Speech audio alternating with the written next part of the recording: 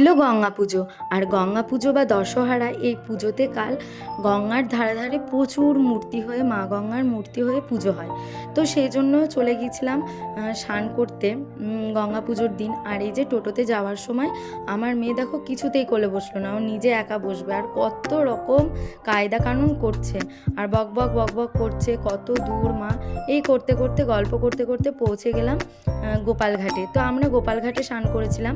তো গোপালঘাট যাওয়ার পথে দেখো কত বাজার বসে গেছে, এদিকে শঙ্খ শাখার দোকান কত বসেছে, আর এই দিকটায় না প্রচুর শঙ্খ শাখা বসে এই দিকটায় করে গোপালঘাট যাওয়ার পথে। আর এই দেখো গঙ্গা পুজোর দিনই আমি দেখি এই জিনিসগুলো বসতে, এই যে কাঠের মূর্তিগুলো। আর সত্যি কথা বলতে কি খুব ভালো লাগে জানো এই কাঠের মূর্তিগুলো। আমি তো একটা নিয়েছি কৃষ্ণ ঠাকুর, তোমাদের আবার দেখাবো। মা গঙ্গার পুজো হচ্ছিল তখন যখন যাচ্ছিলাম। আর এইটা অনেক জায়গাতেই বসেছে কাঠের পুতুলগুলো। তারপরে আমার চোখ পড়ে মাটির মূর্তিগুলোর দিকে।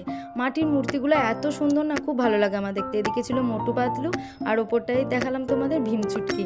আর এই যে দেখো এই মেলা দেখতে দেখতেই পৌঁছে গেলাম গোপালঘাটে। আর কত ভিড় হয়েছে দেখো ঘাটের মধ্যে, কত মানুষের সমাগম হয়েছে কালকে স্নান করার। তারপরে এই দেখো সব দেখো যে যার মতো পলিথিন কাপড় পেতে রেখে দিয়েছে। এখানে সবাই স্নান করে উঠে চাল আর ডাল দিচ্ছে। তো কত যে ওদের চাল আর ডাল জমা হয়েছে, মা আমাকে একবার ডেকে দেখালো, তো দেখলাম সত্যি। তারপরে এই যে মেয়ে কেমন করে স্নান করেছে সেটাই তোমাদের দেখালো হুপ হুপ করে। তারপরে এই যে মেলা দেখতে দেখতে এই মহিলাটার হাতেই গোপাল সোনাটাকে দেখলাম, কি বড় আর খুব সুন্দর। মেলা দেখতে বের করেছে গোপালকে নিয়ে, বেশ ভালো লাগছিল, তাই ছবি তুলেছিলাম। আর এই দেখো এই প্লাস্টিকের ফুল আর গাছগুলো না দেখতে অসাধারণ লাগে, মনে হয় যেন সত্যি করে। আর এই যে একটা ছবি তুলে নিয়েছিলাম মেয়ে ভোলানাথের সাথে। তারপরে এই যে দেখো এইদিকে কত বাজার বসেছে, কত মেলা বসেছে। তো তোমরা কাল কে কে গঙ্গা স্নান করেছো অবশ্যই